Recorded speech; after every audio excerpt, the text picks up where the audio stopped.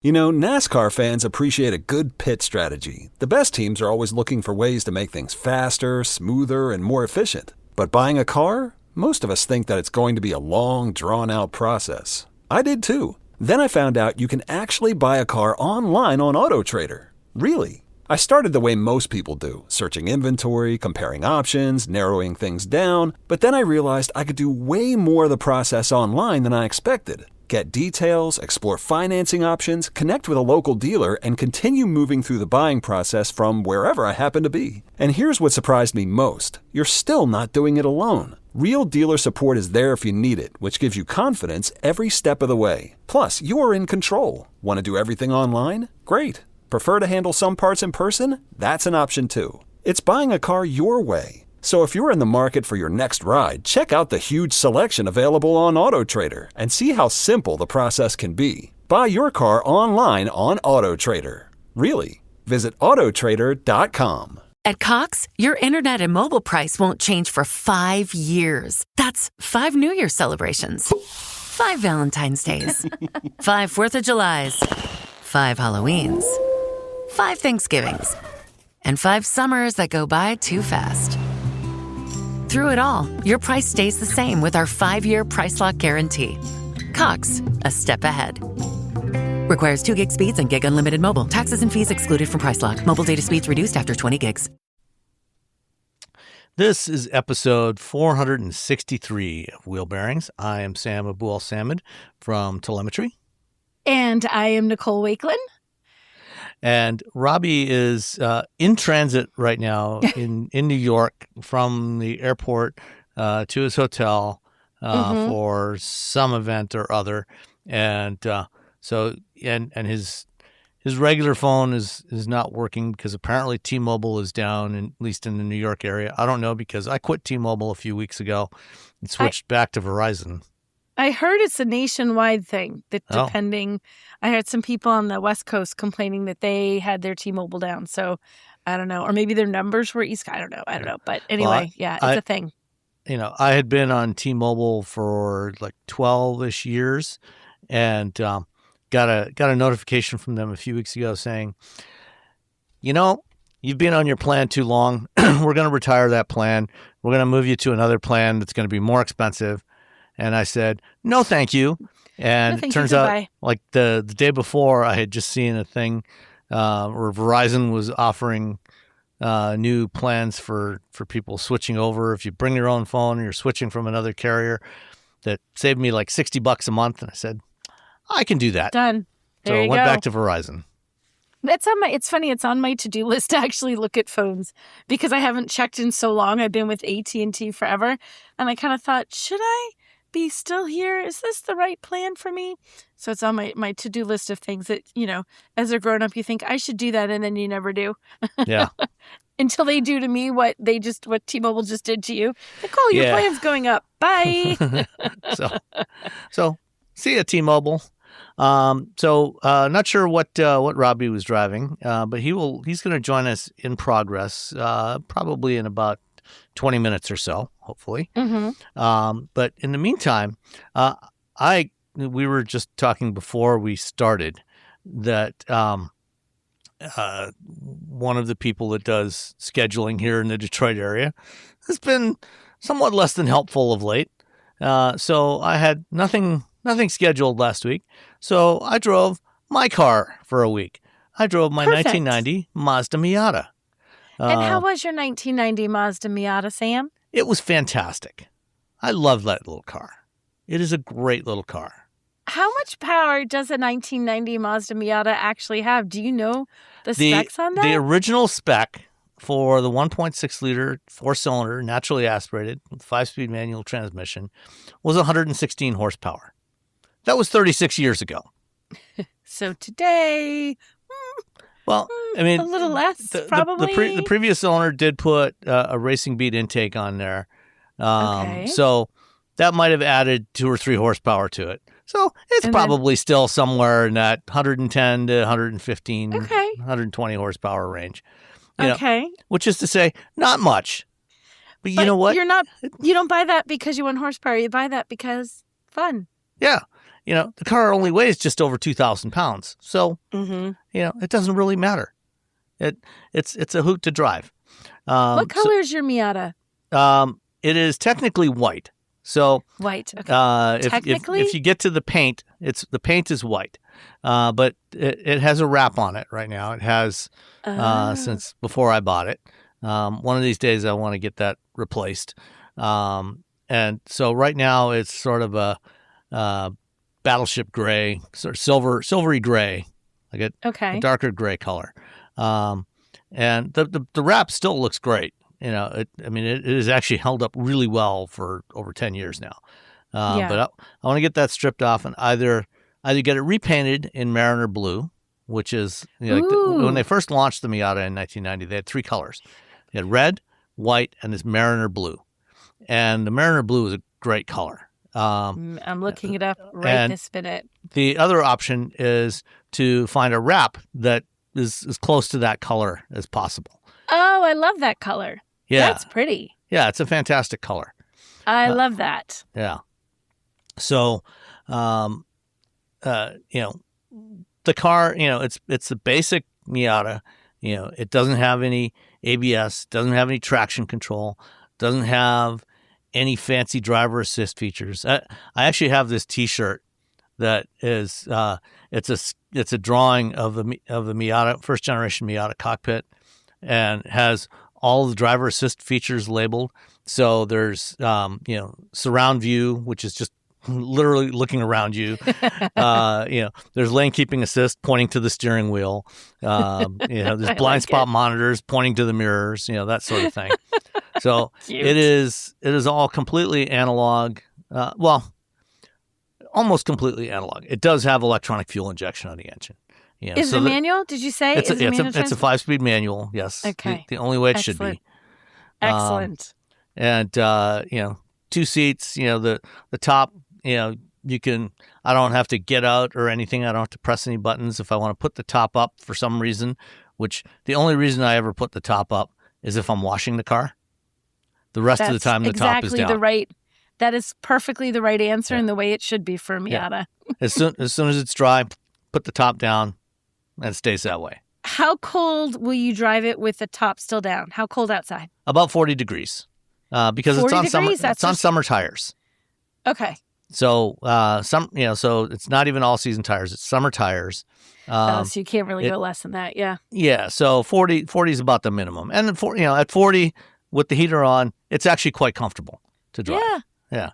One of my favorite things when I have a convertible is to literally, if it's cold, if it's that, especially at night, put the top down, put a scarf on, put some gloves on, and go for a drive anyway when it's just a little bit too cold. Yeah. But it's perfect because you blast the heat and it's really kind of fun. Yeah. I just, put a hat on, put a jacket on, some gloves and go. And, I have driven it, it's never been driven in winter. It's been in Michigan its entire history. I'm the third owner. When did you buy it? I bought it in 2017. So I've had it for about almost 9.5 years.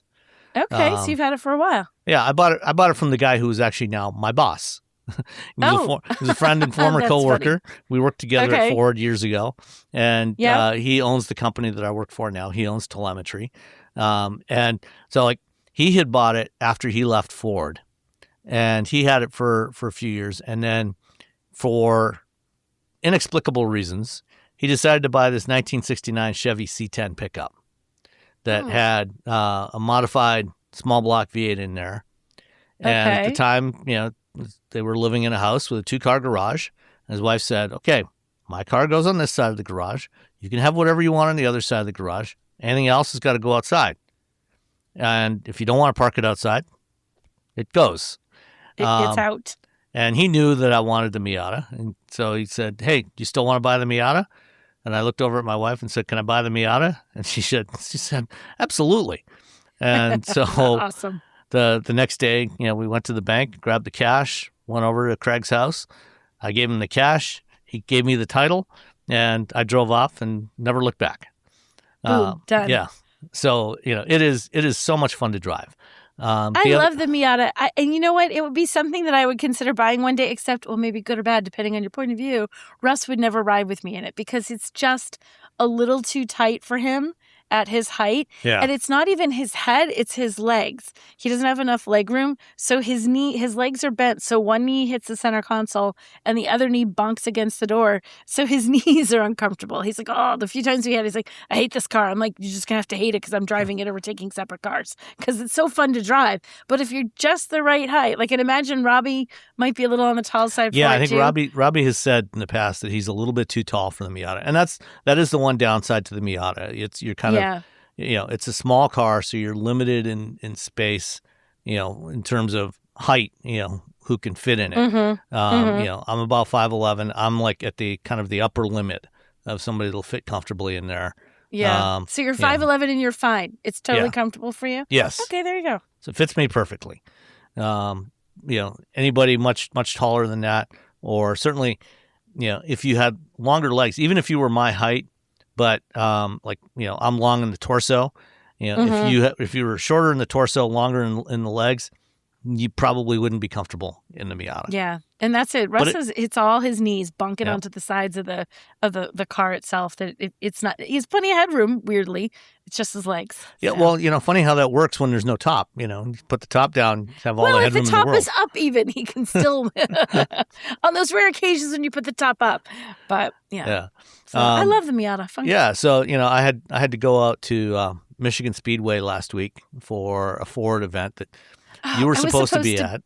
I was supposed to be there, but we had weather, and my flight that left Boston was delayed 2 hours and delayed 2 hours, and then delayed another hour. And at that point, I was getting into Michigan at like 11:30 at night.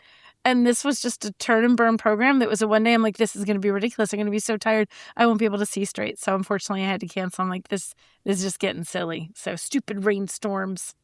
Yeah, it happens in the summertime. It does happen. So, the Miata is my toy. I don't use it for commuting. I take it out, a couple times a week just to go out and bomb around. I don't take it on long road trips most of the time. So would you? Would it be comfortable enough? Would you actually take it if you had a reason to? Yeah, I could. Yeah, I could. There's enough. The trunk is big enough, to hold. I could put a carry-on bag in there, or put a big duffel bag in there, or a couple of duffel bags in there. So yeah, I could use it for a road trip if I wanted to. I sometimes take one of the dogs or both of the dogs and strap them in there, and go for a ride. Our first corgi that we had when I first got it, Rosie, she loved riding in that car. Cute. She would sit in the passenger seat, and she was just tall enough that she could sit up in the passenger seat and look out over the windshield, over the dashboard, and see straight out, or stick her head out the side. She loved riding in that, and I took her for a ride, her last day before we lost her. Oh. And then so she had one last fun ride in the Miata. That's amazing. Yep. And then Daisy wasn't. I mean, she was fine. She didn't mind it, but she wasn't as enthusiastic about it.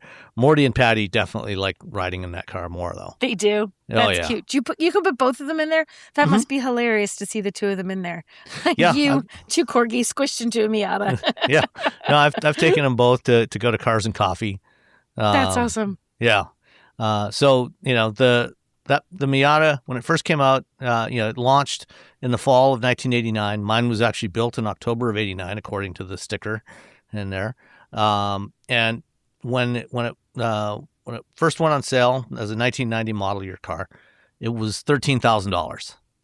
Wow! So I think I've told this story before, but when I graduated from college in 1990, I wanted to buy myself a new car. At that point, I was driving an older GMC S15 pickup, that was great for going to school, back and forth to school, because I was driving back and forth in between what was then GMI, now Kettering University, and my home in Ontario, several times a year.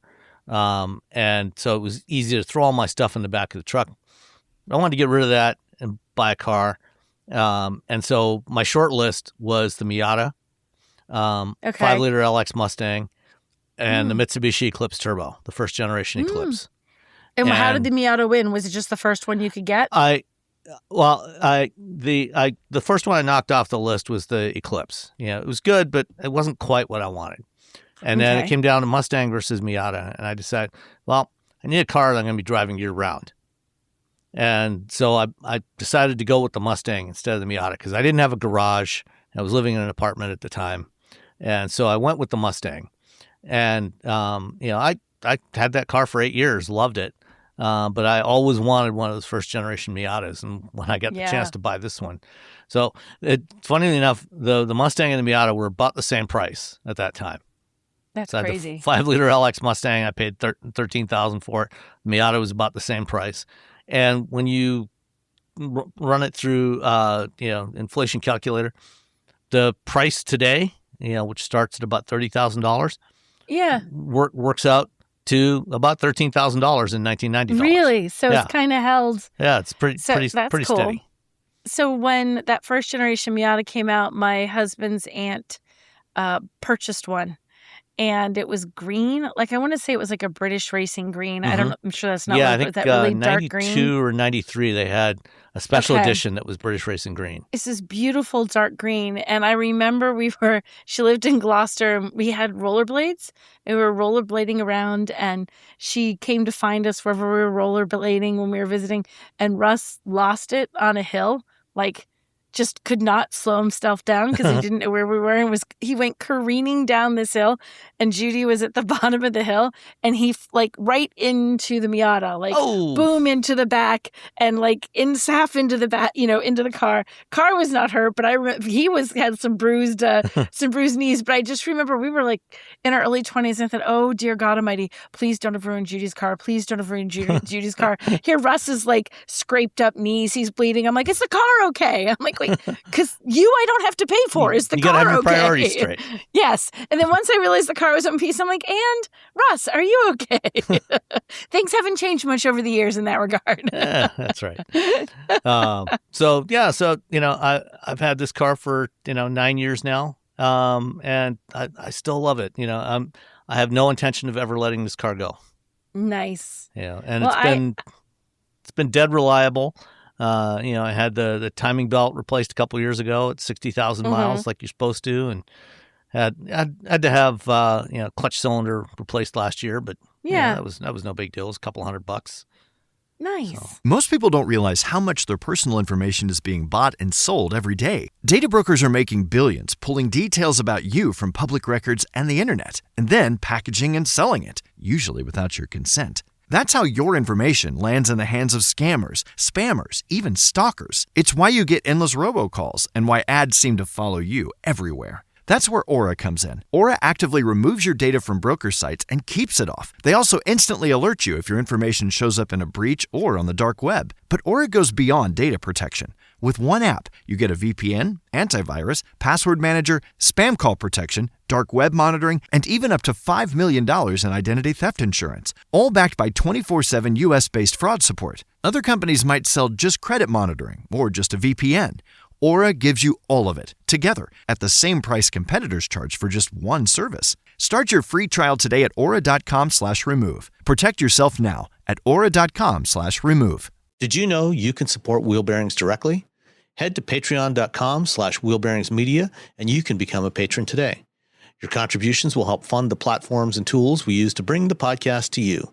And exclusives and improvements are already on the way thanks to your generosity. So if you want to be part of an automotive podcast like no other, head to patreon.com/wheelbearingsmedia. We've updated the Wheel Bearings merch store, and now there's a whole bunch of new choices, new colors, new styles, t-shirts, sweatshirts, hoodies, hats, mugs, travel mugs, stickers, aprons, tote bags, you name it. You can get your Wheel Bearings merch at shop.wheelbearings.media. Go check it out. That's shop.wheelbearings.media. Yeah. Well, I didn't have a car either, but I did drive a car quite a bit. So I spent more time driving Russ's Wrangler PHEV last week because I had to pick up the daughter at the airport, and then we went for an adventure in the White Mountains, and she drove it for a little bit.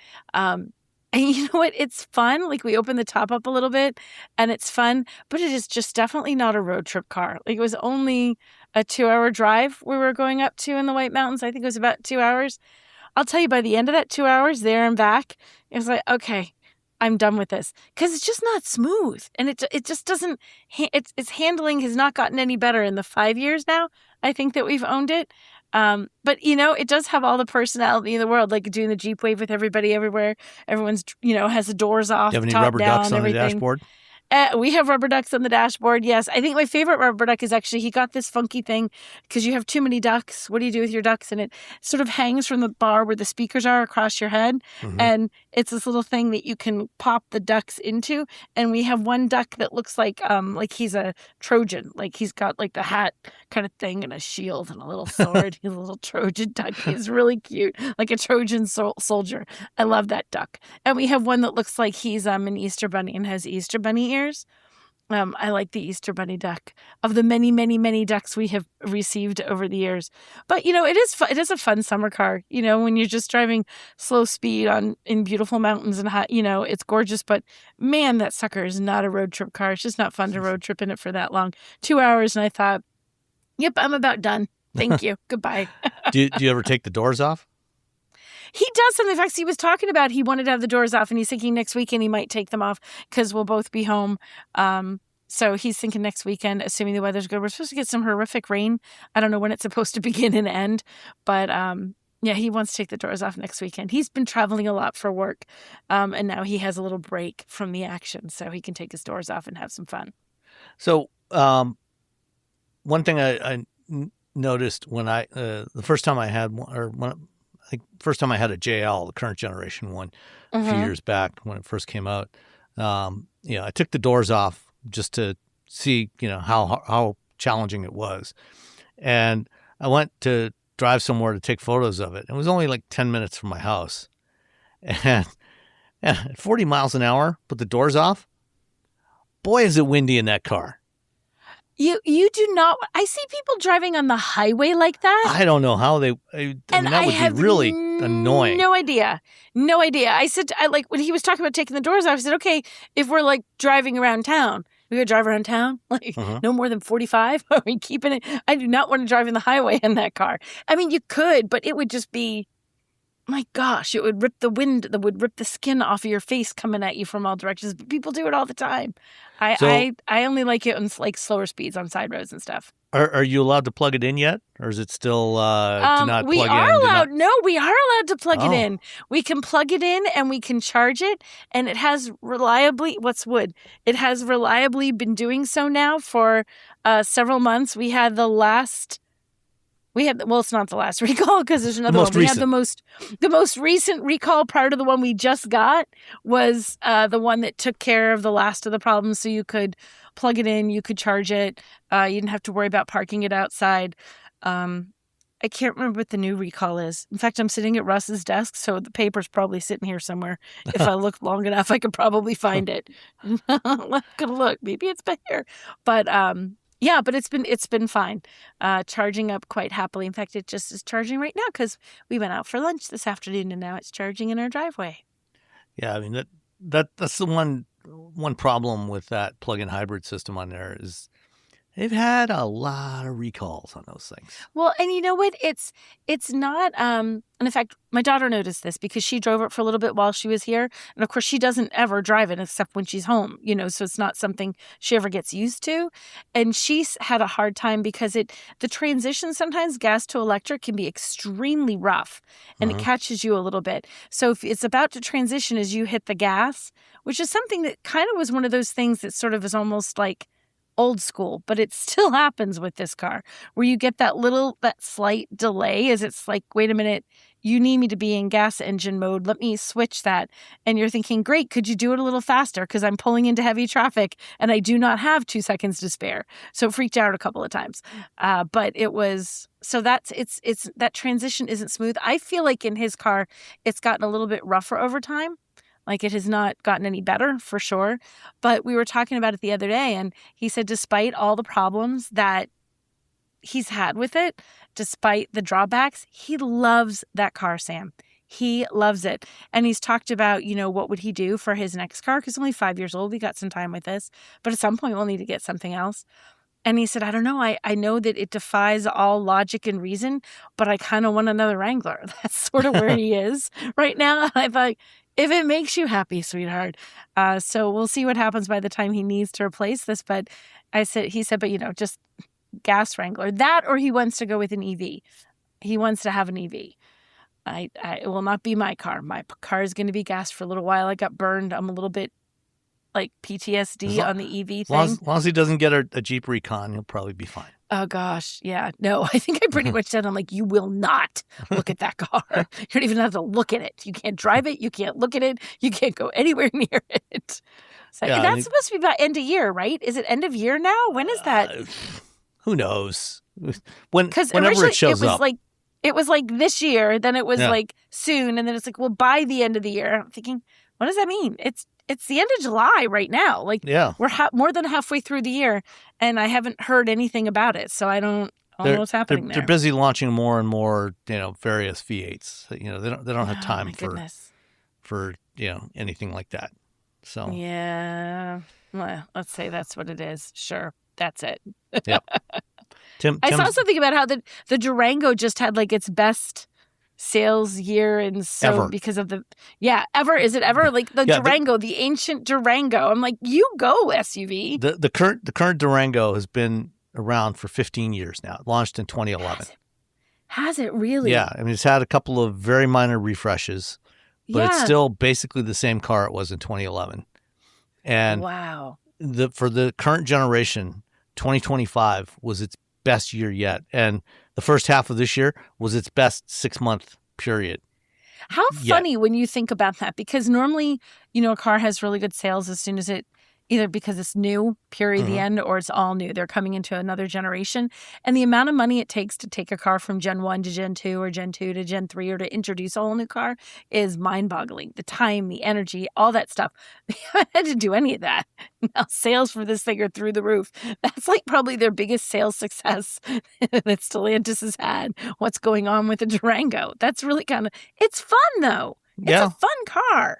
Yeah, I mean, as 3-row SUVs go, it's actually pretty good. It's not right? It's not a terrible vehicle. It's a decent platform. It's kind of like, with the old Charger and Chrysler 300 and Challenger. They were old, but they worked. Mm-hmm. It was a decent architecture. Yeah, like if you're looking from something, some brand new, fantastic, amazing, whatever it is of the moment. Okay, sure, it doesn't have that, but it's still a really nice car. It's roomy. It's fun to drive. Everything just pretty much works. It's a good burly little SUV. I like it, so I'm kind of happy for it. Yeah, and they sell. I think they currently only offer it with V8 engines. I don't think they offer it with a V6 anymore. Or did they? I believe you're right. For a while, somehow they were only doing V8s. I don't think they brought back the Pentastar. I believe you're correct. I think you're correct on that. Let's see. Are you Shopping Googling? tools, You're doing your price. Google. Yep. Okay, Russ's desk is very rickety. As soon as I go to search something, you can see it if you're watching it. My whole screen's like, we're not having an earthquake. It's just his screen is so huge. It moves every time I touch the mouse. Let's see. GT Plus. GT is the base model. What engines that got? Do you find it? Let's see. Here we go. Powertrain. Oh, okay. So they did reintroduce the Pentastar. So you can get it with the Pentastar. Oh, you can? Okay. I think the majority of sales are V8s. I mean, I would get it with a V8. I also feel like the Pentastar, just the V6. So if you're going to buy this car, it's not like this delicate, like elegant, like SUV. It's big. It's a Dodge. Bold, it's a Dodge. And if you're going to get a Dodge, get the V8. You can get it with a Hellcat still. Remember when that is one of my favorite vehicles on the planet. Not the Hellcat but the Hellcat Durango. I love that. That was on my shopping list, honest to goodness, because there was zero reason for it. I'm like, why do I need a 3-row SUV with all that horsepower? Well, the whole horsepower, obviously, because it's fun. But how am I rationalizing this big 3-row SUV? I can't. I can't rationalize it. So I didn't get it. But man, You're every getting time I have prepared for driven that. when Rose and Reza get you some grandkids. Exactly. And then you can if I have bomb around with grandkids the one day. grandkids in your Hellcat Durango. That's it. So maybe I'll get rid of the BMW when they have kids, and then I'll get myself a Hellcat. Like most grandmas get a grandma gold sedan, I'm going to get a bright red Hellcat SUV. And the way things are going at Stellantis right now, it'll still be around when It won't have changed at all by that time either. Poor Stellantis. I just want them to figure themselves out. Like, come on, you guys, figure it out. Yeah. All right, let's move on to some other stuff. And Okay. when Robbie gets here, if he's driving anything, we'll slot that in. Okay. So, one of the things about buying EVs, one of the challenges with EVs has been resale value or lack thereof. EVs have tended to have very, very, very strong depreciation over the years, which, if you're not buying new, is fantastic. I mean, we made out like bandits last year when we bought our EV6. We got we bought a 2023 EV6 all-wheel drive wind, that was $55,000 new. We got it for $27,000 with 13,500 miles on it. The deals, and I know so many people who bought EVs of late, and that's what they did. They said, we're buying a used one because the new one is out of our budget. The used one, below our budget. There's some screaming deals on used EVs right now.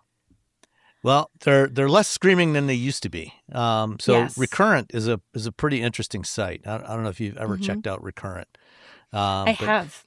If you have an EV, and it's got connectivity, you can connect it. You can create a Recurrent account, and you can track your information on your charging information on there. And they collect information from hundreds of thousands of EVs globally. We actually Craig Cole and I just did an interview with the CEO of Recurrent about a week and a half ago for another podcast, for the Green Cars podcast. But they also work with dealers, and so they get health. They provide health information on EVs, to get so they can get the right trade-in values, and also for when they're selling, to value the vehicles right. So they've got all kinds of interesting data on both on the health of the batteries and also on the valuations on used EVs. And so like if you look at Recurrent's data, they've found that after 100,000 miles, EVs typically still have over 90% of their original capacity, with one distinct exception, which is the first generation Nissan Leaf, because it had that air-cooled battery. But Recurrent just put out a report on valuations on used EVs, and typically they go down. But since January of this year, the average used EV has gained 5.1% in value. When they compared it with the same makes, models, and model years in January and June across 108 combinations, and their values went up. The biggest ones, used EVs under $20,000 in January, are up 9.4%. A 2023 Chevy Bolt that averaged $17,718 in January now averages $21,204. It's a 20% jump. So that's pretty good. And they say, Cox Automotive is reporting the same thing. Their Manheim Wholesale Index for used EVs is up 11.4% year over year. And so when I saw this, I went on Auto Trader and looked for EVs, similar mileage to the one we bought. And because it's been a year, so I picked 2024 models with, about, under 20,000 miles.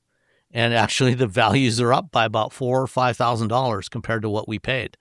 Cars that were going for $26,000, $27,000 are now $30,000 to $32,000. It makes sense that they're hard. They're still, still think they're a great deal. You're still going to get a way better deal than buying new ones. It's that I think there's so many factors that go into that. And I think, the price of gas definitely go into that because people want to get to EVs. And I think that so many EVs are just like new ones. the pricing is just a little out of reach for people. Mm-hmm. And and they're ready to try it. I think people are ready to give them a go. And it's thinking, okay, if I can't give it a go in a new model, if a used one will do, more and more people are realizing that, like, you can get into one for a lot less. So the prices are creeping up. So the sooner, if you're thinking about it, now rather than later, but it makes sense in considering what, sort of the curve of adoption for EVs and what the market is doing with gas prices right now. Although the barrel of oil went down today, I think. So woohoo for those of us driving gas cars. Yeah. Well, I mean, with gas being over $4 a gallon in most of the country since the spring. Yeah. That has definitely helped EV sales, or at least most of them, not all of them. Even for new ones, there's been some that have, sales have gone down, but a lot of others, like the Toyotas and Subarus, their sales are way up. They're like double what they were a year ago. Then a lot of people, took advantage of the rebates last summer, and into September, even on used EVs. And so it took, there was some pull ahead there on sales. And so they were able to, that they had a drop off in the latter part of the year, but now those are coming back as well. And then you've also got all the lease returns on the 2023 to 2025 models that are coming into used car lots. So, if you're interested in a used EV, now's definitely the time to get one, rather than wait. Yeah. Yeah. Get it now. Get it while you can before they get pricier. Yeah. It says, the leaderboard, for the most affordable end, includes the Chevy Bolt, followed by the Kia EV6, the Bolt EUV, the BMW i4, and the Tesla Model Y. I'd get an EV6, I think, from that list. That would be the one I want. What would you get from that list, Sam? Oh, definitely the EV6. I mean, that is what we bought. Oh, that's right. You would get an EV. Yes, EVs. I love the EV6. Although I really like the i4 as well. But you do? I like the i4. Doesn't the i4 have a funky style? Wait a minute, I got to bring it up. It does have a big beaver tooth grill, but if you can get past that, it's actually really nice to drive, and it's a hatchback, so you got good cargo space. Oh, but inside. It's so ugly. I just pulled it up, but it's so not pretty. Just always walk up to it from behind, and it's fine. Just always from the back or from the side. Never look at it head on. Yes, exactly. It's like what am I thinking of? Greeks, Medusa. Don't ever look her right in the eye. Just don't look at the front. It's the Medusa of cars. Don't look at the front. Let's see. What else? All right, next up. Let's see. Inside EVs, I had an article. This was actually what linked to the Recurrent article. They had the 5 best used EV deals for range. So what did they pick? So they picked for best deals with most range. Hyundai Kona Electric, $20,200 average used price, 300 miles of real-world range. Hyundai Ioniq 6, $24,400 with 340 miles of real-world range.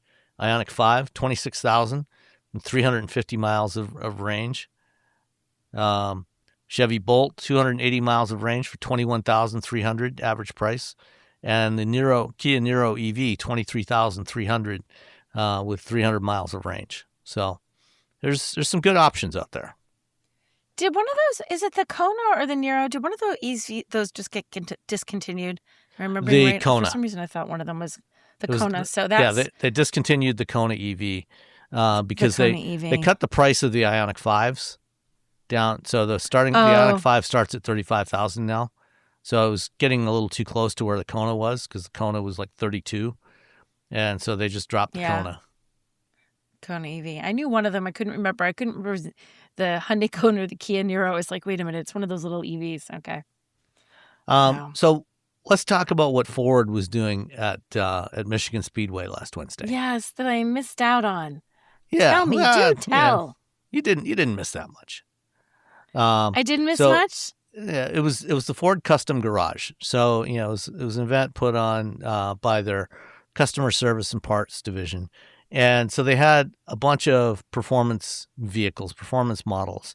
So it's all vehicles that, all equipped with various parts and packages that you can buy from Ford for Ford Racing now. It was Ford Performance. It's back to Ford Racing again.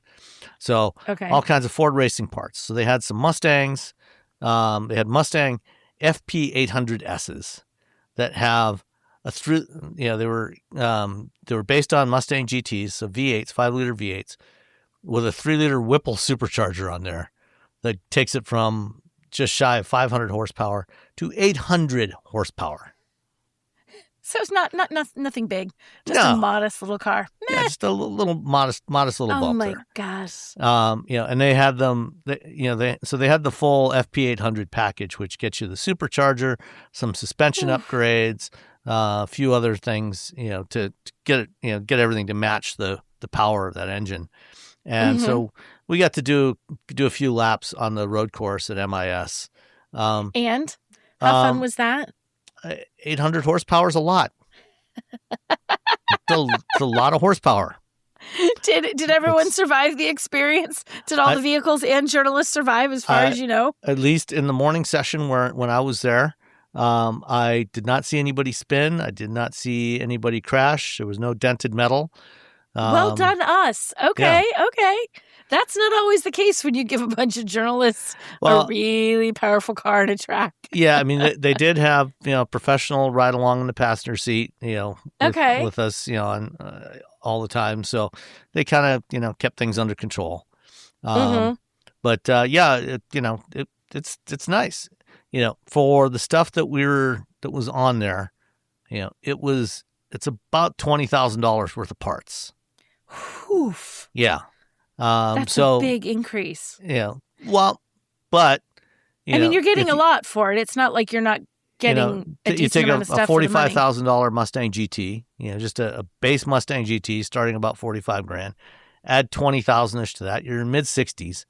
You've got 800 horsepower, which is the same as absurd. You get in a $400,000 Mustang GTD. Yeah.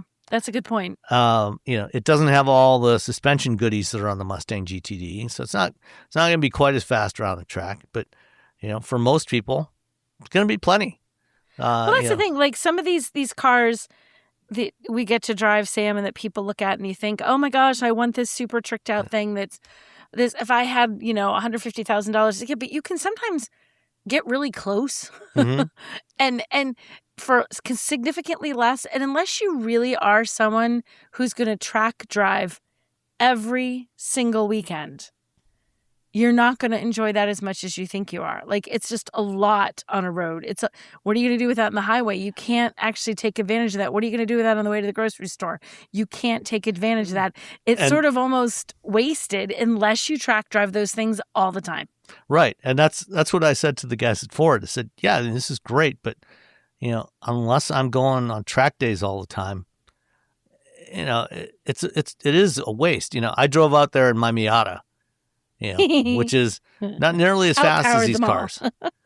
But, I think I would, on most days, I would probably have a lot more fun with the Miata than in one of these 800 horsepower Mustangs. I would say the same thing. If you gave me a choice, you got to have a daily driver. That Mustang that's 800 horsepower or your 1990 Miata with a questionable 116 horsepower, I would take your Miata because the Miata is going to be fun. You're going to enjoy it. You can kind of drive it wherever you want to drive it. You can enjoy it at speeds that aren't going to get you thrown in jail.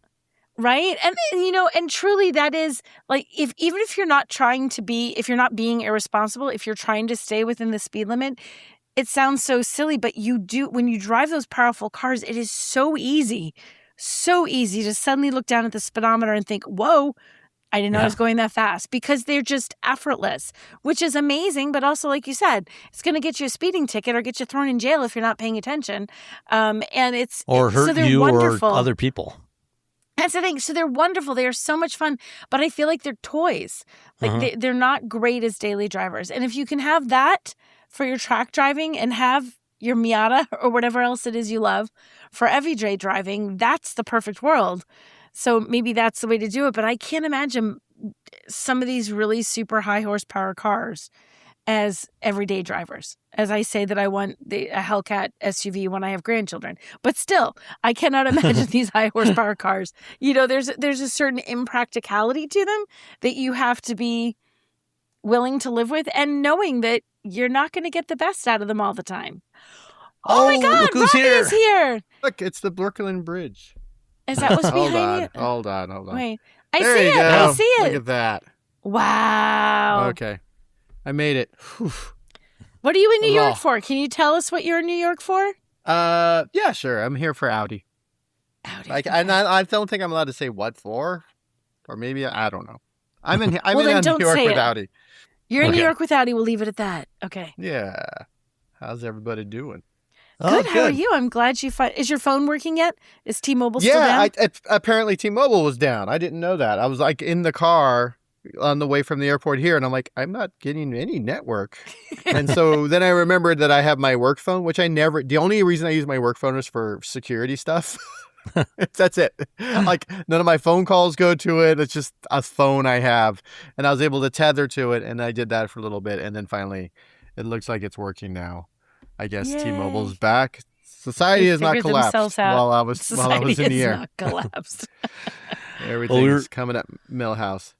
We were just talking about the Ford Custom Garage event I went to at Michigan Speedway last week, where they had a bunch of stuff, a bunch of Ford vehicles with Ford racing parts on them, and we were just finishing up with the 800 horsepower Mustang, supercharged Mustang FP800S, which is just bonkers. Were you there, Roberto? I was not, but at the same time, I mean, that's if you're gonna race a car, like you're going to a track or Just saying sure? that. Yeah, Yeah. but also like, I mean, there's a lot of EVs that have that much power. Well, so this people are already morning, buying these high-powered vehicles. Yeah. So This morning I had a Rivian R1T quad delivered. Oh, wow. It's 1,025 horsepower, which is just stupid. Silly. why? Yeah. Why? Yeah. Why? You don't need No. that. What? And a Rivian? Like, what are you Yeah. doing? And Hey a guys, Rivian, no less. I'm gonna go do some paddleboarding. Hey everybody, I'm gonna take Put my the bike up to corgis the in mountains and that. go for a hike. Gotta do some surfing later. Like everything in the back of your truck slamming into the tailgate. Everything's getting all Well, all that smashed stuff should up. be in the gear tunnel anyway. Oh, gosh. Well, you can't stick a surfboard in a gear tunnel. It's too That's small. true. But you can Yeah, stick that an is- inflatable paddleboard in the gear tunnel. That's true. Oh, there you go. There you Yeah. go. I want to see you taking the corgis for a drive in 1,000 horsepower. Poor doggos. Like, hold on, girl.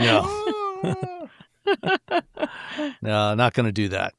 But then the next rotation after the Mustang, they took us over and we got to drive some F-150s with a Whipple supercharger on there. They only had a mere 700 horsepower. So Ugh. Why even bother? Why? That makes even less sense to me. Like a powerful F-150 is just a silly thing. How much power does a Raptor have? Like a straight up just the F-150 standard Raptor is, I think, like 450, 460 horsepower God. with the What's- EcoBoost V6. And then, What's the Lightning have? well, the Lightning was see. 600, I think, close to 600. I met a musician. So I had the yeah. Anyway, I was doing sound for a thing, and I met a musician who had an F-150 Lightning, and he also has horses. And I asked him, he's like, I love this thing. It's the best. He's like, it's Yeah. perfect for hauling horses. It's horse for like Okay. all of his band stuff. He had this really cool thing that slid out. So like it slides out and it's like when you open the oven and Like the a grill- slide out and tray in the bed. And the grill Yeah, slides like- out. Yeah. and the grill slides. It's the same thing. It says a slide out tray. And I was like, oh, so That's that's kinda the cool cool. thing I saw. Okay. But, That's cool. Yeah. Yeah, they, 700. Well, there's also the Raptor R, which has 720 horsepower because that's a supercharged 5.2 liter. It's basically the engine from the old GT500, Shelby GT500. Yeah. Again, why? I don't think Why? anyone's using it for that. I mean, the only people who are using it to do the thing that it's supposed to do are automotive journalists who like drive out to the Mojave Desert and are like, all right, let's find a place. Let's get the camera thing. Let's set up our cameras. All right, make sure there's no one around. There's like all this like work that goes into like, now we got that shot of this jumping. It's, Whee! Yep. That's who's using the car. It's us. That's the it's only us, time. and we're all like, hey, where'd you go to get that shot? That's the only question that happens from the whole thing. Yeah. And then after the F-150s, they took us over to the third station, which was the Maverick. They showed these at I think at SEMA last November. It's the SV300T Maverick. So basically, the Maverick with the 2-liter EcoBoost, they take that and they put the larger turbocharger and some other bits from the 2.3-liter EcoBoost that's in the Mustang onto the Maverick. And then they had us run an autocross course on there. And the problem with doing that, and it also had some suspension upgrades. So the full package with turbo and other bits in the suspension was about $5,000. The Mustang, by the way, Robbie, you missed it. The Mustang package was $20,000 on top of a Mustang GT. But if you're going to do stuff like this, you can order it directly from your dealer and have it installed, and then you can roll it all into your insane monthly payment loan. Oh, so you get a 3-year warranty on it. So, I mean, that's cool. The 3-year warranty is cool. But so if I have, a $60,000 like loan on my F-150 and I decide I want to add like, $20,000 to it or $10,000 to it. So now they'll just like, I'm 1 year into my loan and they're like, oh, your loan's just bigger now. Instead of paying a bunch of different people. Yeah. You're paying one person a lot of money when the interest rates are not great right now. They're not. They're not fabulous. We did an autocross with the Mavericks with the big turbo on there. And yes, it's definitely faster. But the problem is that big turbo, a lot of turbo lag. So when you go to launch, it just kind of sits there for a bit until it builds up some boost.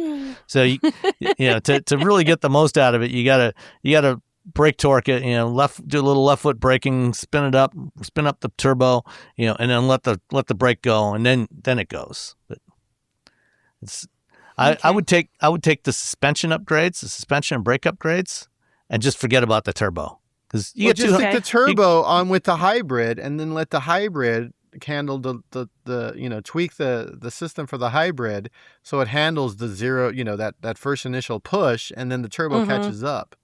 Yeah. But what do I know? That involves a lot more work. That's not just a thing you just throw in your car later on. Yeah. Right.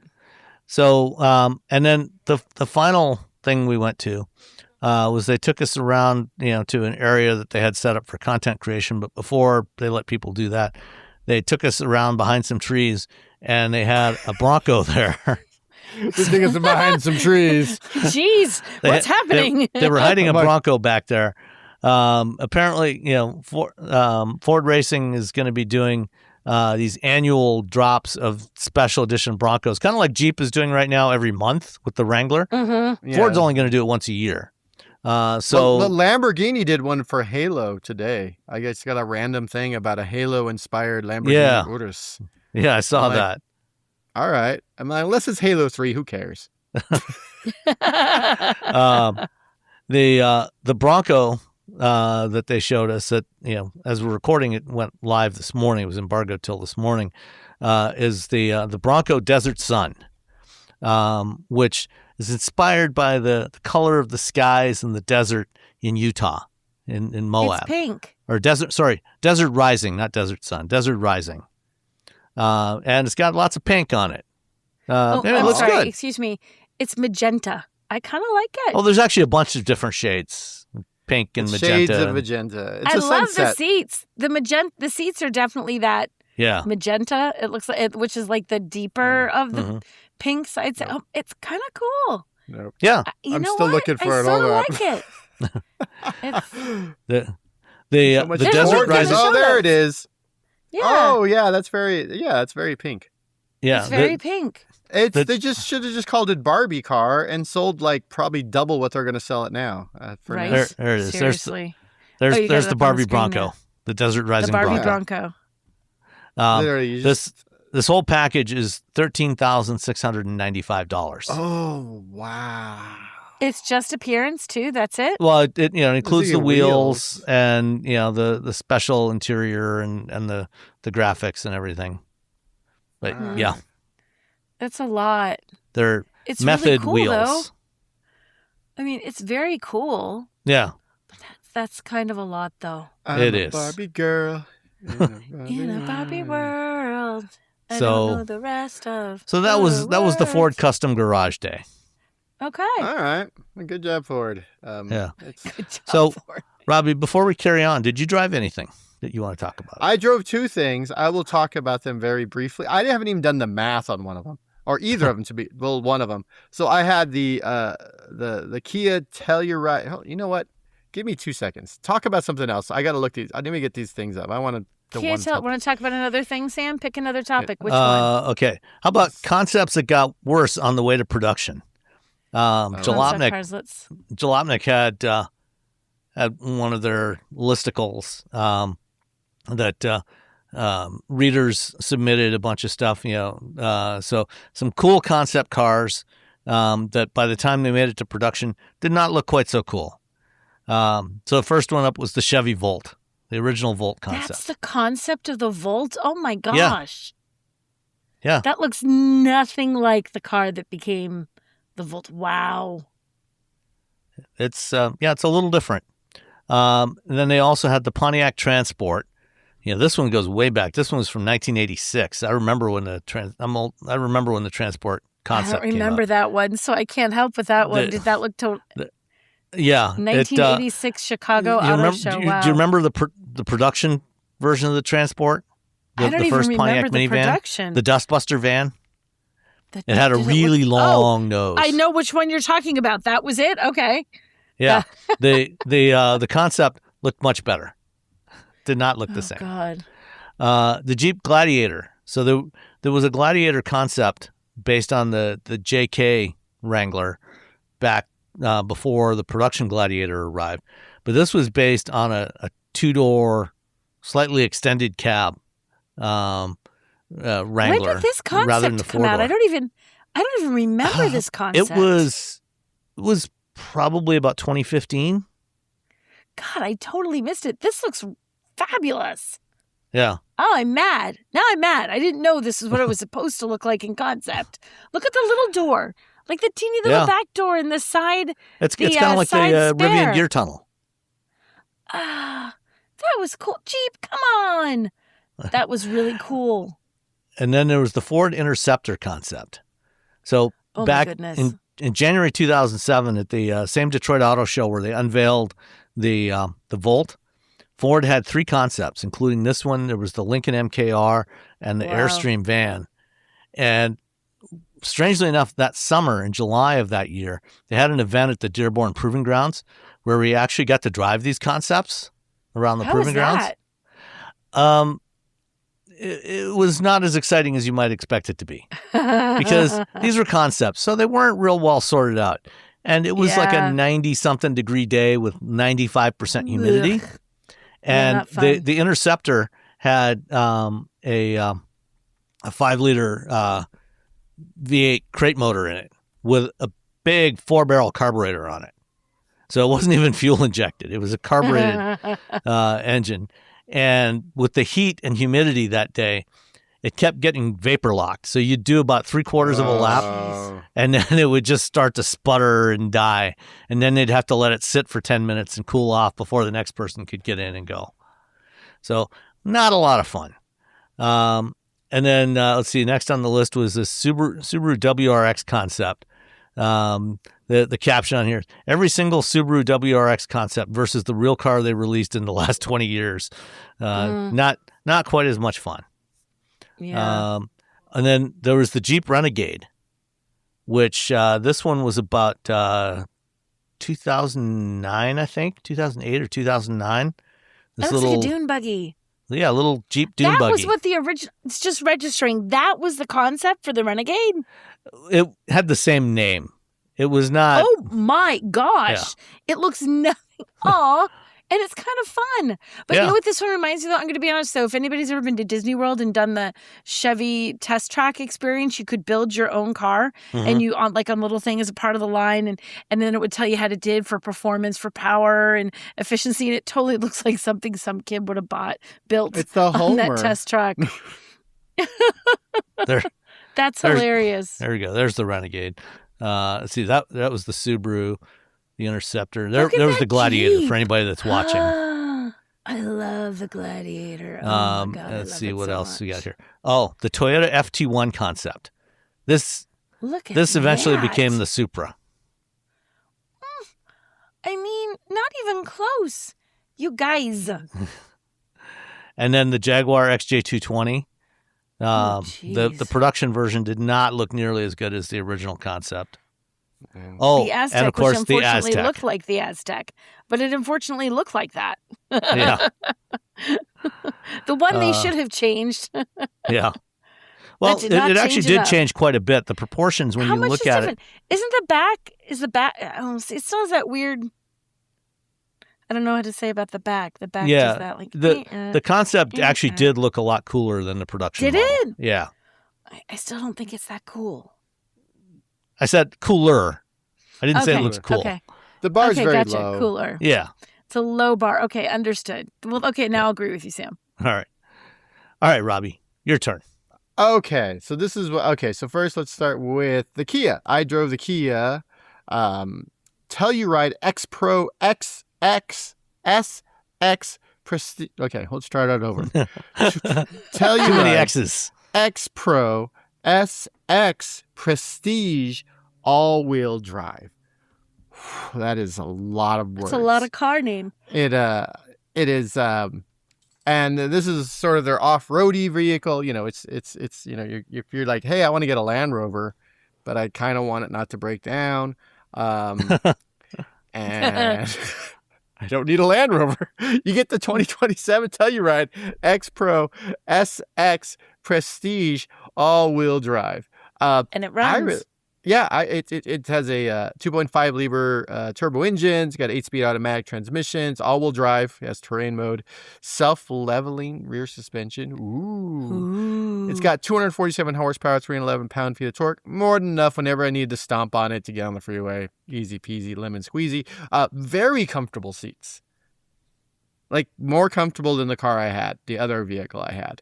And the other vehicle I had was substantially more. The sticker price, not double, but you know, almost close. No, I mean, Kia, the Telluride, these, you know, the Telluride came out and it kind of changed everything for a lot of people. It changed a lot of things for Kia. I'd like the design of the old Telluride better, but that doesn't mean I hate this design. I still, you know, it's nice. It's nice to drive. It's comfortable. Like you got three rows. I don't know who's going to sit in the back. That's, you know, again, I'm not going to play the game of trying to big guy in the back of a car. Because like no one wins. No one wins in that. But it had the captain's seats. I like this vehicle. The fuel economy, according to the EPA, is 19 combined, 17 city, 22 highway. I got 20. So, yeah, there you go. I drove around. I didn't do a lot of hauling with it. I wasn't able to take it off-road. So, that's kind of a meh. So, that's a bummer. But I did drive this off-road before, so and it works really well. So, it's not the end of the world. I didn't drive it off-road while I was at my house because I'd already done it. And it worked fantastic. Of course, because it has all the extra letters and words, it costs more. So a regular Kia Telluride starts Those stick-on letters are expensive.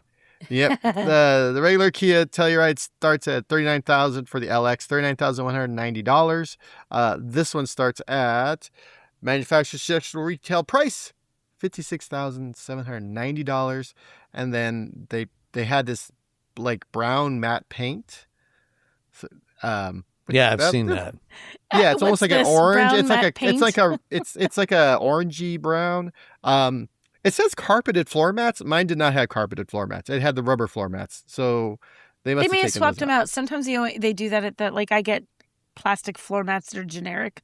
Yeah, the whole thing had like the rubber floor mats, which I was like, good job, Kia. In the front, in the back, that's how you should outfit your vehicle, especially if it's an off-roady vehicle, because you're going to get out, you're going to get mud or dirt or I don't know, whatever else you're standing in. If you have cows or horses, you don't want to get down on the carpet. You can just get in a little rubber mat, take the mat out, hose it off, toss it back in. You're on with your life. After everything, it's a $60,000 car, $60,000 Kia. Does it feel like a $60,000 Kia? Yes, because it's Kia. Everything feels nicer than it does, But it's a $20,000 upgrade from just the regular Telluride. And if you're not doing all the things that this vehicle says that you can do, you could save $20,000. You have most of a slate paid for if you just get a regular old Kia. That's something that, like, such a recurring theme. We were talking about it even with paying for performance cars right as you were coming into the show. It's hard. It's so tempting to want to buy stuff that you look at it, you go, oh, the performance, like off-road, or all the performance on the track. Do you actually do that? Are you actually going to do that? If you're going to do that, if that is your true lifestyle, knock yourself out. If it's not your lifestyle, don't waste your money on that. Don't do it. You're spending a lot for stuff you're never going to use. Like all-terrain tires. Like I went to, where did I take the Kia? I think I took it to Costco because that's the thing I do. I took it to I took it to band practice. I took it to, I was on the freeway and I was on side streets. I think maybe I drove onto a dirt road for like 3 seconds. Yeah. There you go. It's got some action. Not worth it for those 3 seconds if you were spending your own It might money. have just been gravel on a road. So very quickly, that was the Kia Telluride X Pro SX Prestige all-wheel drive. The other vehicle I had, I just ended up getting 2 vehicles this week, was not completely different. 2026 Lucid Gravity. Ooh, what'd you think of that? I mean, I liked it at the initial drive. I think it is a really nicely engineered. I really like the design of it. It's really just a really tall it's just a big wagon. I like to joke, this is the best Volvo wagon EV out there. My wife said it was a minivan. She's like, oh, this thing's, she's kind of looking at it. It's like a minivan because, the load height is really low. And it's, all these things went into making it so you could put tall people in the back and they could sleep. That's a you put a surfboard back there. It really does give off minivan vibes, to be honest. It really does. It does. But and then you drive it and you're like, oh gosh, this is very not a quick. minivan. It's not a minivan. This one was outfitted with Dream Drive 2 Pro. So it's their latest edition of their ADAS system, hands off.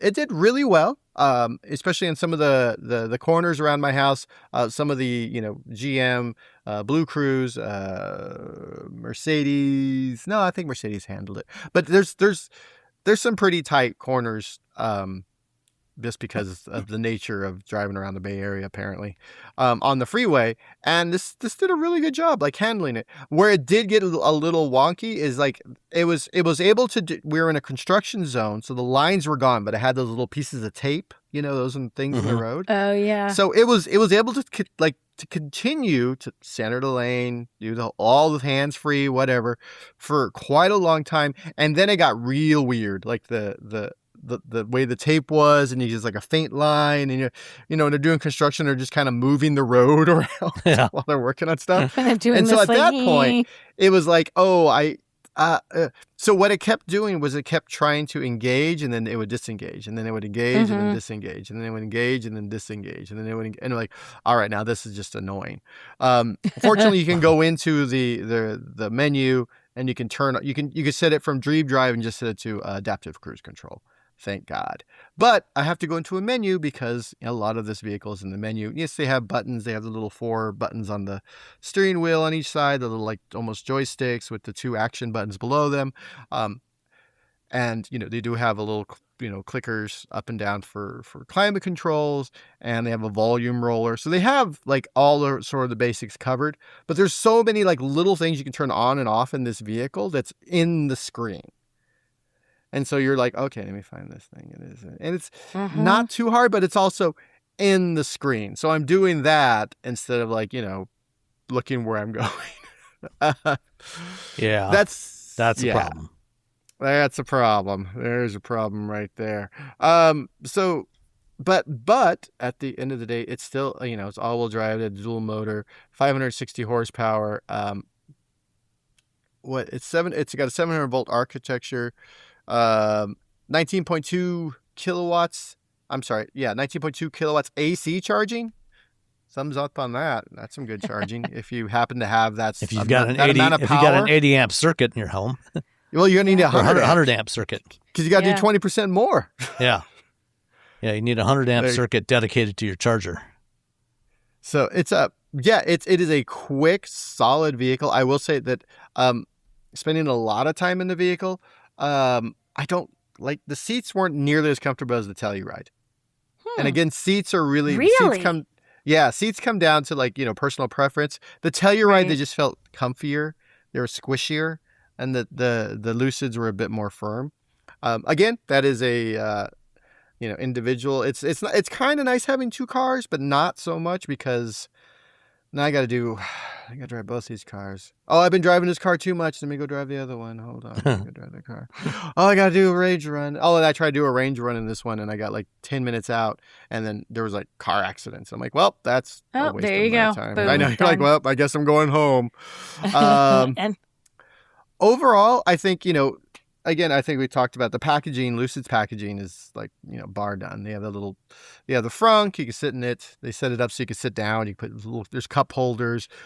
There's so much space in this vehicle. So Sunday, I had to do sound for some bands playing a show, and I was bringing the PA. So I have this giant like mixing PA thing. It has like a mixer. It has amplifiers inside. It's like a big rolling block.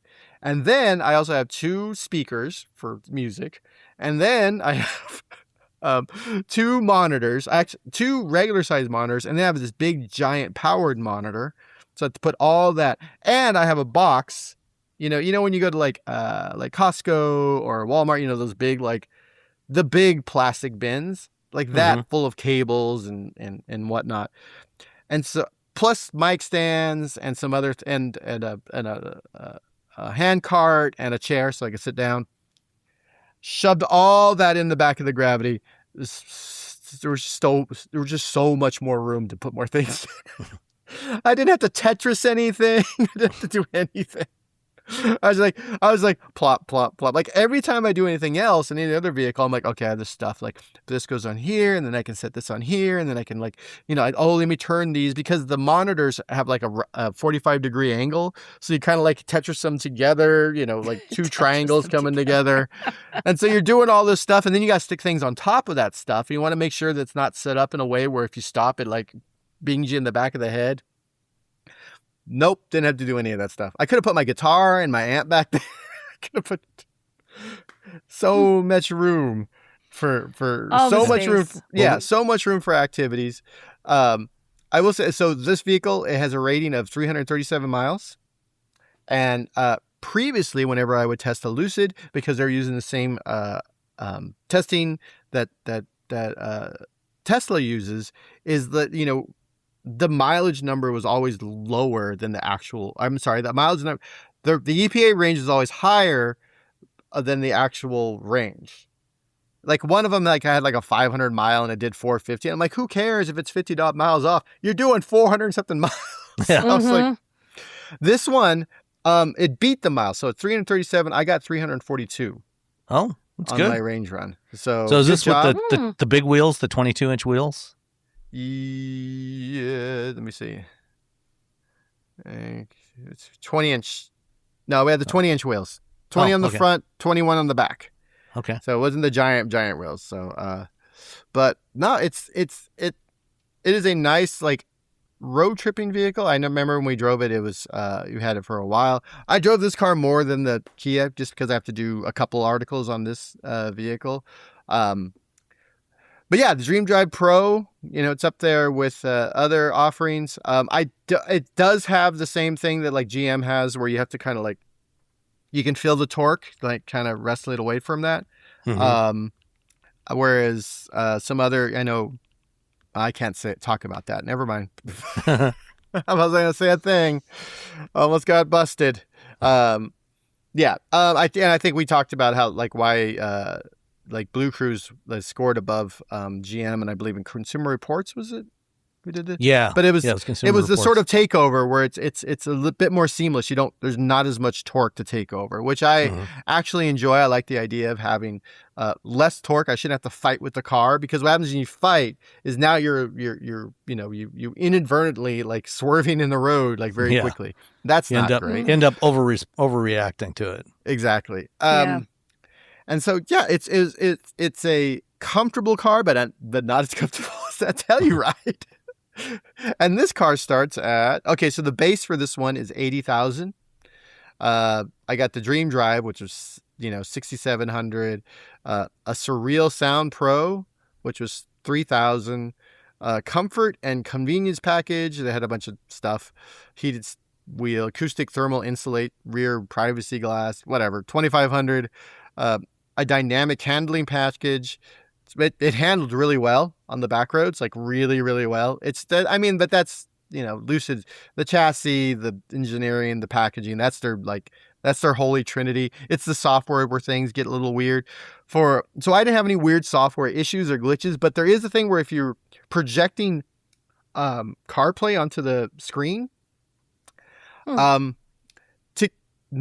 typically, when you look at the screen, along the left-hand corner is like the home button and a couple other buttons, like the main buttons that get you, to whatever your main categories in the screen. When you have CarPlay, those disappear, and to get out of CarPlay, you have to hit the CarPlay button above, the little logo above that. So I was trying to think, like, how do I go back to the home screen? And I was like, what if I just hit the CarPlay button? I'm like, that's what you got to do. So if you have a Lucid, that's what you got to do. It's odd. They could move it over to the left and have those three. It's something they should probably fix. That said, at the end of the day, the vehicle, $104,700. Woo! Again, that's $20,000, almost $25,000 more than than just the base model. And really, do you need Surreal Sound Pro? Maybe, of course. I don't know. You want your sound to be surreal while you're driving. I mean, who doesn't want surreal sound? Dream Drive 2 Pro. And here's the thing. I still leave my hands on the wheel. Hands-free driving becomes less and less impressive to me because I don't have anywhere to put my hands anyway. I thought about that with great. the hands-free driving thing. If you're eating, it's helpful. You just have if your you're drinking, hands. like You're Will Ferrell in Talladega Heights. Fold your hands okay, what do I don't know where to put them. Yep. And I don't trust robots, to be honest. I don't trust robots. I've been a reporter they should not be There's trusted. also that. I've been a reporter who's been covering on technology, both on like consumer technology and now automotive technology, for far too long to trust any robots. Overall though, but I really liked it when I did the first drive. I really like it now. I know people. There's they've had issues with software. This is, I don't know what version of the software they're on now, but I think it's like V3. I think it's version 3 of the software that is in that vehicle. It's a great car. It's an amazing band vehicle, or if you surf, great or if you for have to carrying haul dogs anything. too. Yeah, if you have to put haul four dog kennels in the back. You could put 4 dog kennels in the back, which we did with the Operation Frodo. I mean, it's a really impressive vehicle. I don't have the top charge rate, it's probably 350. I don't know. I think it's around 320. I don't want to lie. Hold on. It's like a. I don't want to lie. Lying liar, Robbie. I know. I don't want to say 350, and then someone's like, "He's a liar." It is Like, over 300. I know that. I had someone. I did an article. I did a video about the at 400 kilowatt. Whoa, there you go. 400 kilowatt DC fast charging. Charging made simple. Lucid Gravity. Yeah. So it's quick. It's an axe charger. Easy peasy. So 400 kilowatts. Yeah. It's more than Samurai said.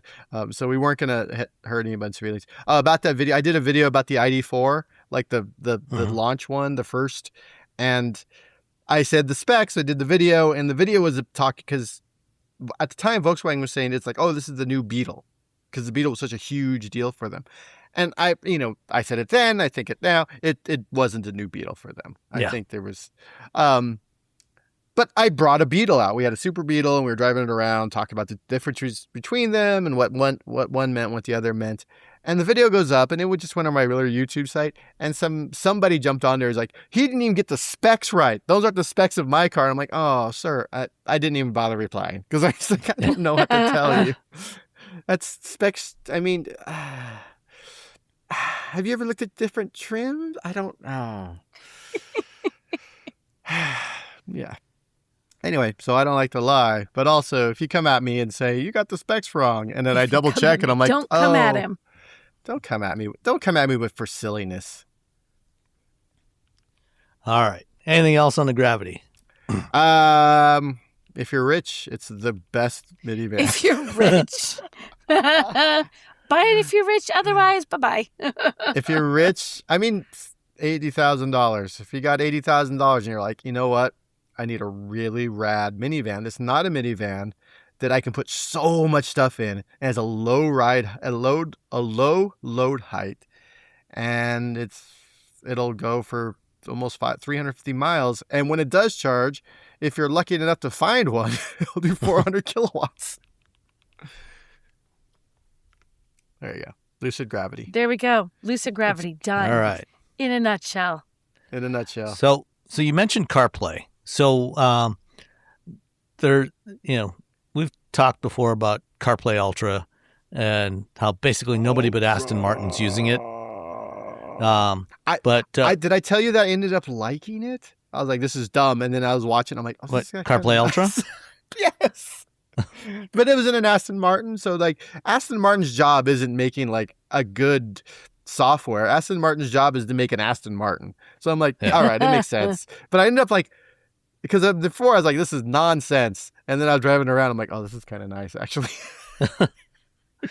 Well, no other automaker has used CarPlay Ultra, but Ford announced that they're going to use Apple Maps in the new universal electric vehicle.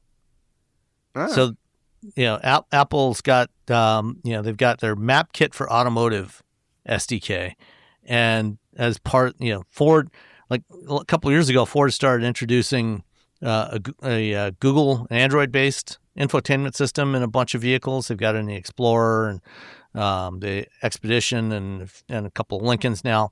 But with the UEV, they're going back to doing their own completely in-house system. So we'll see how that works out. But part of it, I feel like Apple Maps is going to be the best part of it. And I will say that I use Apple Maps way more than I used to. Because when it launched, once we were going camping, and Apple Maps led me to a tiny regional airport. Like, it's at the end of the runway. We're just driving, and like there's a gate. And we were sitting in the car, and my wife and I were like, at the same time, oh, Apple Maps. And we just backed up. Drove off. I can remember trying to find places with the original Apple Maps, and there was some spot that was like in a strip mall. It was one of the first times I had ever used it. And like I drive, there's like 20 strip malls in the store. It's like, turn here. I'm like, turn here. There's that. And it was like, I'm like, none of these malls have the thing. And I'm just like cruising through parking lots. It's like 3 strip malls down from where I want to be. It was like, stupid Apple Maps. I was like late for my appointment. I couldn't find it. It was, initially I hated it. It made me angry. Well, it has definitely gotten better. Oh yeah, it's way, way better. So preferred, if you're walking around Japan, use Apple Maps. Don't use Google Maps. You're going to get lost with Google Maps. Oh yeah? Oh, good to know. Well, the Apple Map Kit for automotive is going to be in the UEV platform. It's going to be powering the base navigation system, plus the EV charge routing, and they're also using it it's going to be powering the next generation Blue Cruise stuff that Latitude AI is working on. So that's going to start off with hands-free capability, and then eventually the plan is to make it hands-off and eyes-off capable. Level 3. Yeah, everyone's the plan eventually is for everyone. Yeah, but it's all going to be based on Apple Maps, because right now Ford uses Here Maps for Blue Cruise, and they use TomTom for their navigation stuff, except on the newer models that have Android, where they're using Google Maps. But they're ditching all of that and going with just Apple Maps across the board on the UEV. That's a bummer for Here and TomTom, because they were sort of like the map people forever, and then womp womp. Yeah. Yeah. So Ford will be the first one using Apple Map Kit. We'll see how it works out. Yeah. We'll be curious to see if it can actually find chargers. I can tell you that my hat's off to Ford. Apple can be a huge pain in the ass to work with. I was an Apple reporter for years. Like everyone I've dealt with, everyone I talked to, a lot of them sort of like, well, on background, are like, it wasn't a fun experience.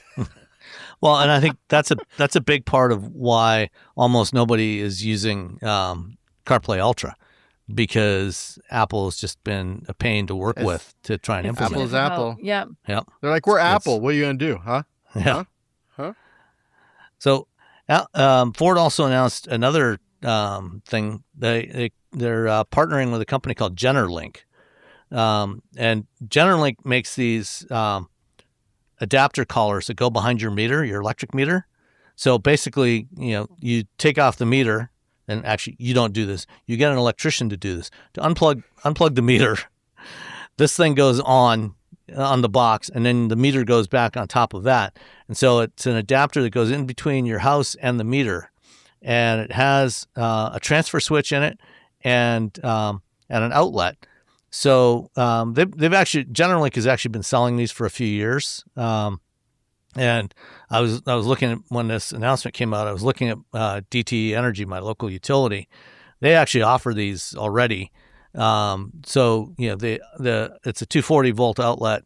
And they have 30 amp and 40 amp versions of this. So if you have a portable generator, you can plug your generator into that. So if your power goes out, you can plug in your generator and then just switch off some of the circuits in your house and power stuff in your house without having extension cords running all over the place. If Ford is now partnering with these guys, so that if you have a Ford truck, an F-150 with their Pro Power on board, and you've got the 240 volt outlet, it comes with a cord. You can just plug it right into this thing, and it powers your house. And a lot easier and a lot cheaper than the intelligent the power backup solution that they had for the Lightning, which was like $4,000 just for the parts, for the components, and then thousands more to actually install it. And this thing, like it was more than 4,000. No, it was about 4,000 for the components, and then anywhere from 4 to 15,000 for installation, depending on how your house was set up. This thing is $1,100, and installation's like $250 to $450 typically. Oh.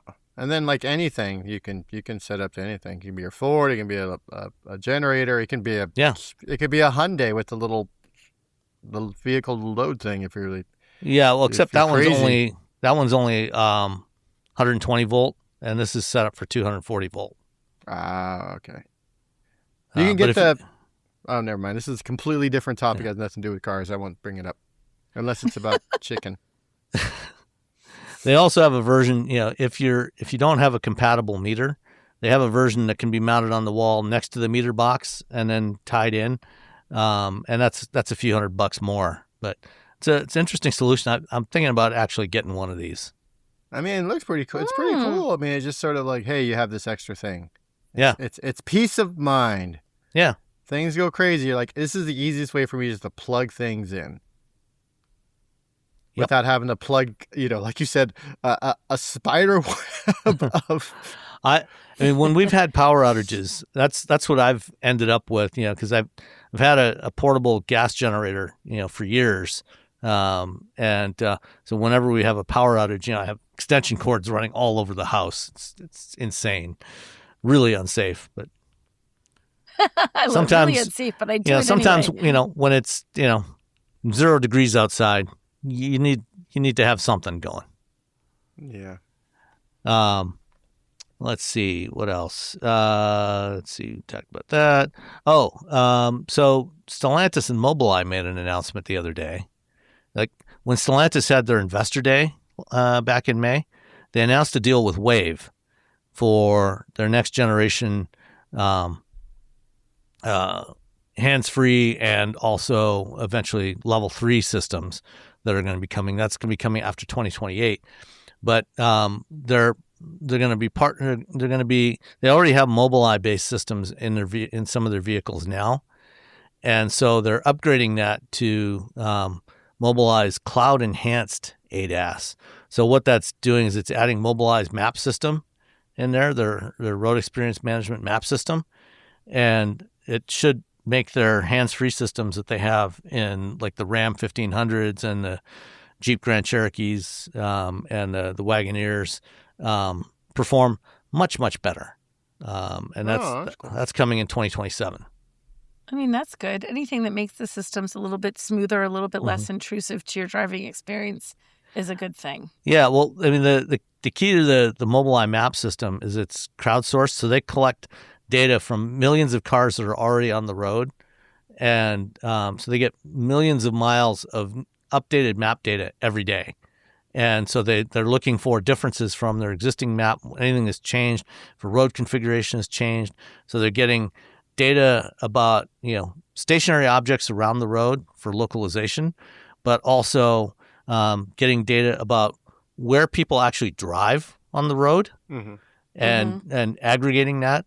So, where in the lane are drivers typically going, or, when they're going around corners, what is the actual trajectory the drivers are taking? And integrating all that into their ADAS control for their path planning, and should make it a lot better, a lot safer, a lot more robust. That's good. Yeah. Good improvements coming. Yep. And then Amnon Shashua, who's the founder and CEO of Mobileye, announced that he's going to be retiring. He's been CEO of the company since 1999 when he founded it. Wow. And he's 66 now, and he's going to be stepping down. The board is doing a search for a successor, and once they identify a successor, he will become the chairman of the board, and somebody else will be taking over Mobileye. No, good for him stepping back. Take up his true passion, needlepoint. I don't know. Amnon doesn't strike me as the needlepoint type of person. You don't think? It's a little problem you got to solve. Yeah, so it takes a long time. There's data points, except they're needles.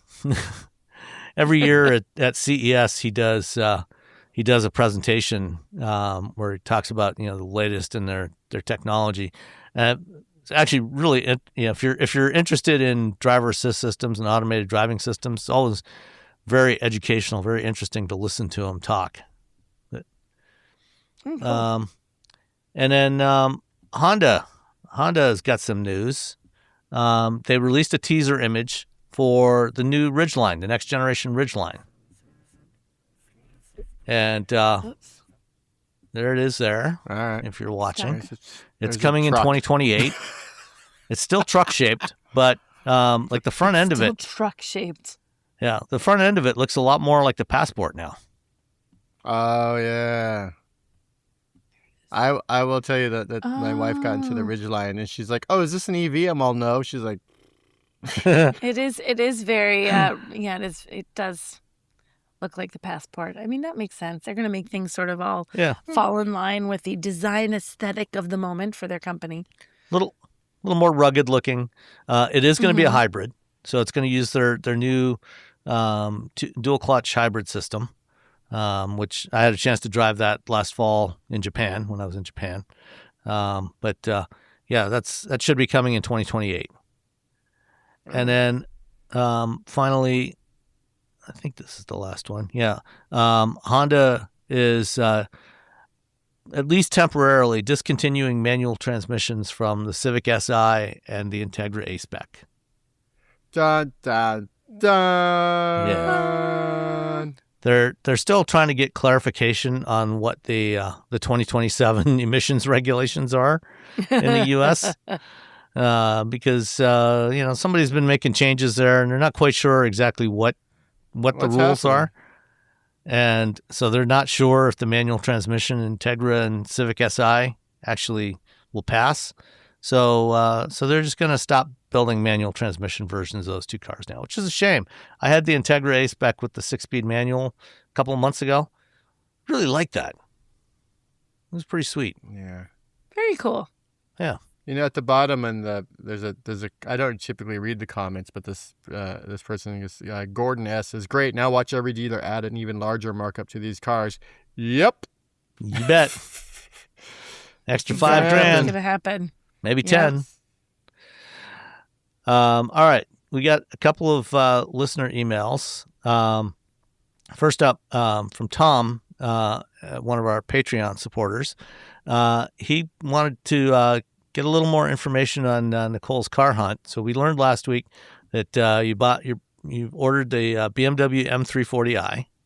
Yes. And so Tom asks, it would be nice to hear what other vehicles Nicole looked at and how she made her decision, and how, and also how about once a month you pick your favorite vehicle in categories you decide, like best SUV under $50,000, best manufacturer of EVs, etc.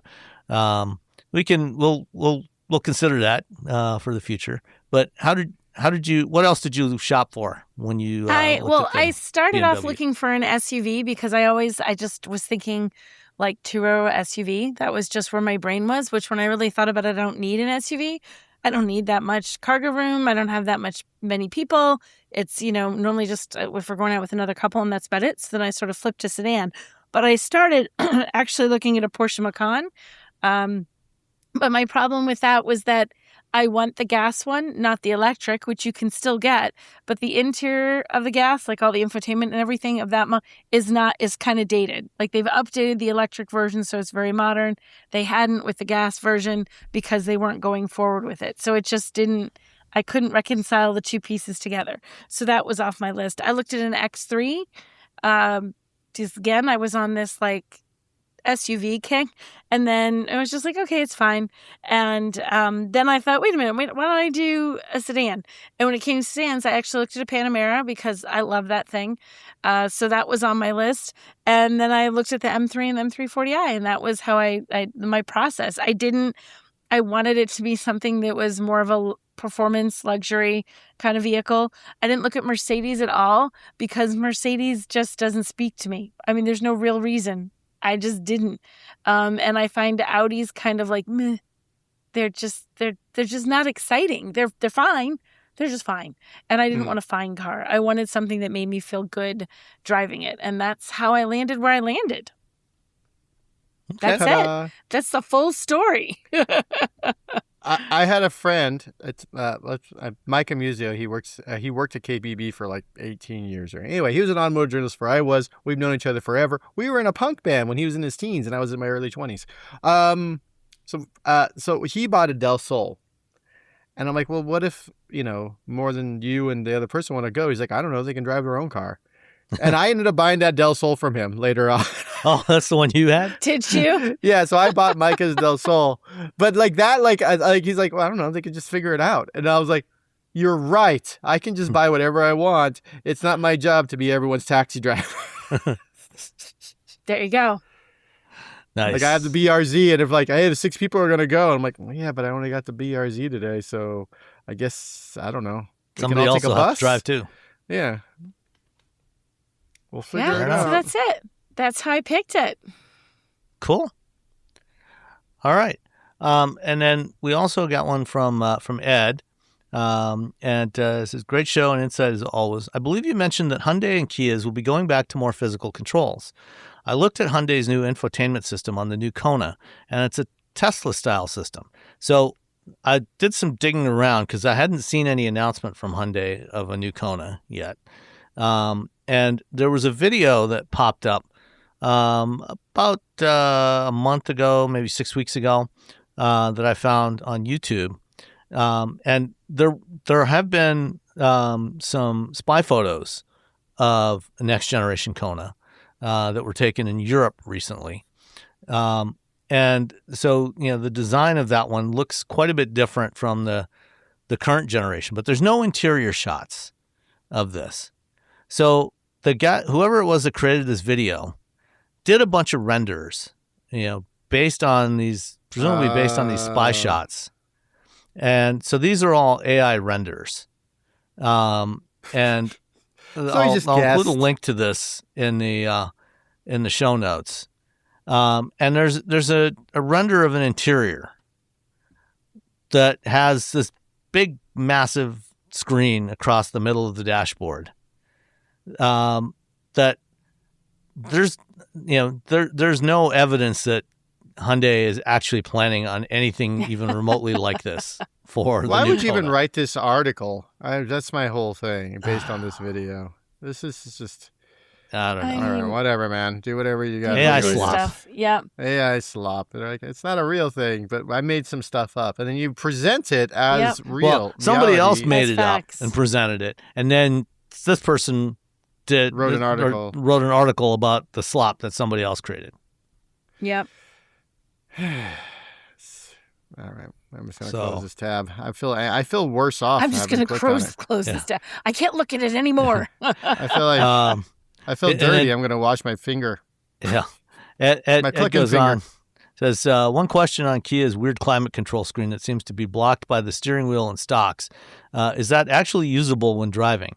Does it hinder actual functionality like turning on and off the AC, recirculation, and defroster, which is a safety issue? So I think the Telluride's I got was just this in the screen in Telluride. It has Yeah. a screen. There is a little arrow next to the screen between the main screen and the info and the screen that you can't see with all the settings. Like, so you can turn, like, you make it hotter or colder, but you can hit the little arrow and like the thing popped what is it? Controls pop to the main screen. Oh, does it? Yeah. I had no idea. I don't know if that's brand new. I just found it out. I just tested it yesterday. Yesterday? Yes, yesterday.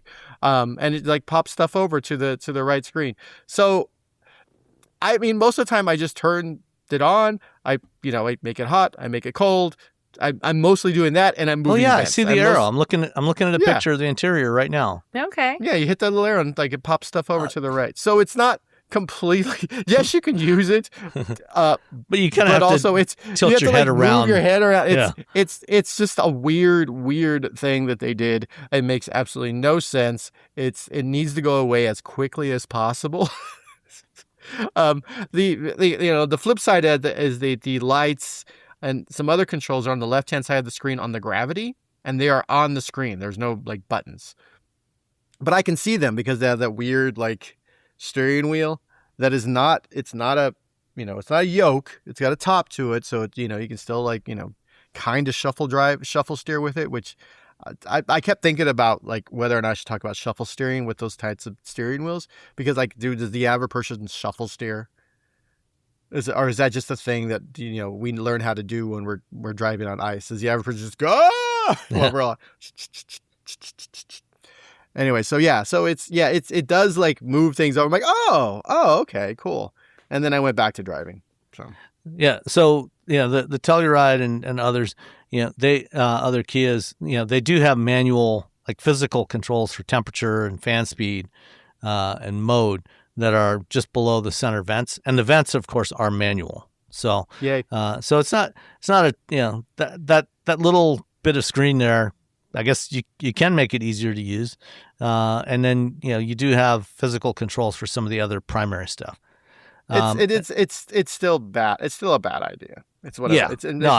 There's nothing redeeming about the idea of putting the all your climate control. Like all the controls are there. Like you can do all the other stuff, but like the main stuff you need is there's a physical button, which is just make it hot, make it cold.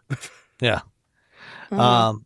And then it says, for background, I tried to convince my parents not to get the Sportage because of the dual-use media and climate controls. So this is a thing that the Kia is moving away from. This is the most annoying thing in our EV6. There's this touch strip below the dashboard that you toggles between climate controls and media controls.